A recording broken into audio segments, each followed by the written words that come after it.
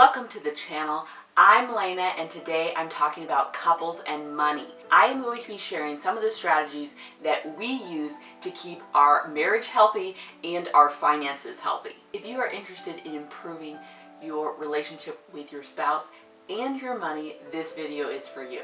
If you're new to this channel, welcome. I'm so glad you're here. I make videos simplifying money and home because I want to empower you to take charge of your financial future.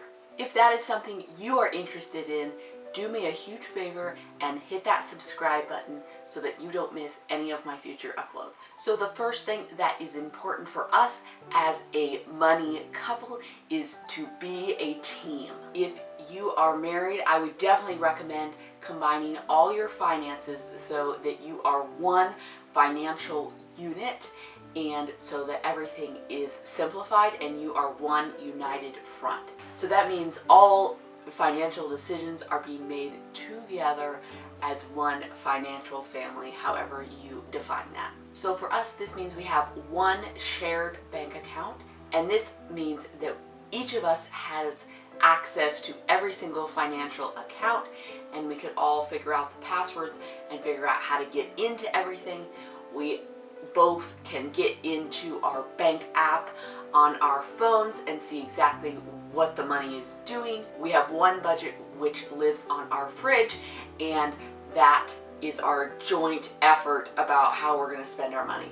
So for us, 1 + 1 does not equal 2. We are more powerful together than just the sum of two people because we are combining our strengths and our weaknesses and our ideas to push our financial family forward in the right direction together. And our combined forces are greater than the sum of the parts. So if I was going to attempt some of my personal financial goals alone, I would not be able to do it without my husband because he has different strengths and he can take over for some of my weaknesses so that we can actually accomplish our goals. So our house really needed a new deck because our old deck, you could fall through it basically because the boards would just bend everywhere. So our next quandary was, how are we going to pay for this? So I used some of my budgeting skills to work on coming up with some money to pay for this, and my husband sacrificed his skills and labor to help his dad build the deck, which saved us money. So us together, we got a deck for a good price because we didn't have to pay for all the labor. We worked as a team and got the deck at a price that we could both be happy about. So another part of being a team for us is that we are both actively involved. One of us is not sitting on the sidelines of our money and just hoping that it works out. We are both engaged with where our money is going and how it's being spent. And this has definitely led to some disagreements because we both have different ideas about how money should be managed, but I'll get to more on how to handle that a little bit later. The next thing that is super important for our financial family is that we each have our own jobs. I originally got this idea from Jordan Page in one of her budgeting videos because she was talking about how everyone needs an assigned budgeting task. So in my mind, this is part of being actively engaged in your finances, and each person is in control of some part of the budget and it's their responsibility. This really keeps us from stepping on each other's toes all the time with money because we're like, this is my job, you do your job, and then we come together every once in a while and talk about how that's going, or if we have questions about it, we talk about it.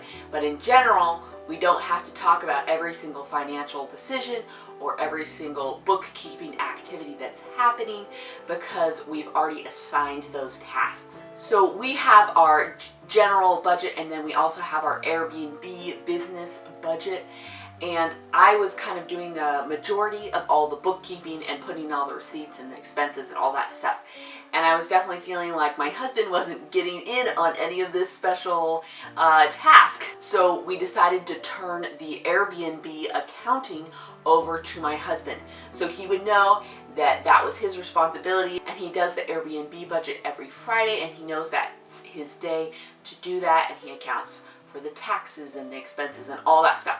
That is all his responsibility.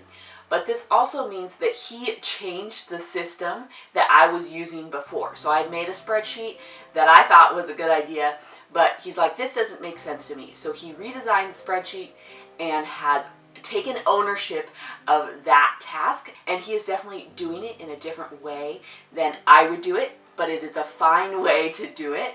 And this means that he's in charge of the Airbnb budget, and that's totally his thing. And then I'm more in charge of the receipts for our regular budget. And our regular budget is definitely designed around what works for me and my brain and my budgeting brain. So we each have designed a system that works for us.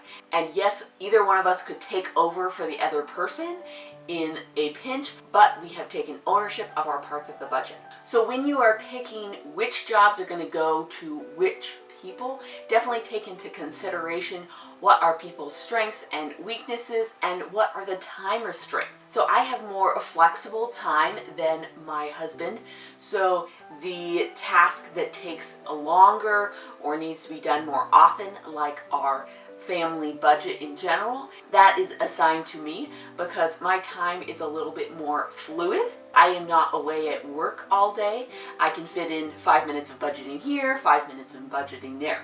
So this task is better suited to what my life is like. And then we gave the Airbnb budget to my husband because it's a once a week 10-15 minute task that he can easily do, so that works for his time. So the next thing that's important for our financial family is to have joint goals. This kind of plays off of the we are a united front and we are a financial team, but part of that means that we need to dream together and we need to have goals together. So we are purposely tracking our goals together. And if you watched a few of my other videos, you would know that my favorite tracking tool is charts that you can get off debtfreecharts.com. I'll try to leave a link down for that below. Her debt payoff charts are free, and then her other money goal charts are very inexpensive and totally worth it, and we use those all the time to help us as we move towards our goals. So for us, these are micro goals. I'll talk about long-term goals a little bit later, but we're talking short-term goals that we can bust out together. And these goals are short enough so that we can stay focused and get excited about the movement that we are making. Because we are one financial unit and we are moving towards everything together, it is easier for us to throw all our combined resources at our goals so that we can reach our goals faster, which is so empowering as a couple, and it's empowering for our goals because we get there so much faster because we are not fighting against each other, we are working together. Next up for our financial family is that we plan long-term together. This is us dreaming big and dreaming far. Just like Bill Gates said, most people overestimate what they can do in 1 year and underestimate what they can do in 10 years. So for us, this means that we are dreaming big and impossible. What could we do and what do we want to do in 10 years, and how could we get there? We are talking about when do we want to retire? What do we want that to look like? What kind of lifestyle do we want to have when we are retired? And what do we want to do in retirement? And what do we need to do right now to make that happen? So we are dreaming big together about the long term. So we have a short-term vision for goals, but we also have a long-term vision for goals. This can be so fun and empowering to do as a couple as you work together to solve the problem and come up with how can we do this crazy goal, or what is that really cool vacation that we want to take the children on when they're a little older. I hope this video gave you a few ideas about how to improve things for your financial family. If so, go ahead and give this video a big thumbs up. leave a comment for me, questions, suggestions, anything, and don't forget to subscribe to this channel so you don't miss any uploads. Can't wait to see you in the next one. Bye for now.